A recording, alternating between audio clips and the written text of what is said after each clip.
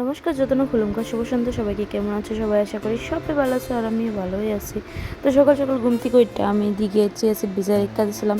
তো ওখানে খাইলাম চিয়া সিড খাইছে, তারপরে খাইছিলাম কফি আর তারপরে বয়েছিলাম রান্না। মাছ আনছিল, তো মাছটি একটু ভাজা লইতেছি, তারপরে আসছিল ডাল আর কয়রা লইতেছিলাম দিকে মাছ তরকারি। আর দেখো কি বৃষ্টি হইতেছে বাইরে, মানে গতকালকের থেকে বৃষ্টি আর আজকেও বৃষ্টি হয়েছে। মানে আমি যেদিনকে বয়সটা দিতেছি এই দিনও পুরো দিন বৃষ্টি হয়েছে। তো ওইদিকে দরজা টজা লাগাই দিতেছি, কারণ বৃষ্টি ঘরের মধ্যে আইতেছে। তারপরে দিয়া দুপুরে একটু কম ছিল বৃষ্টি, তাও আমরা যাইতেছিলাম বাড়িত, মানে আমার বাবার বাড়িত।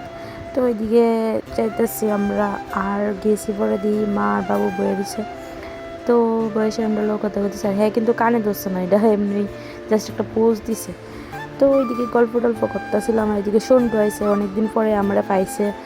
তো পায়েসেরা মানে হ্যাঁ একটু খুশি হলাম যে কুলো লিচি চুপ করে বয়ে রয়েছে, মানে কোনো লাড়াচাড়া নাই, দেখতেছই তো।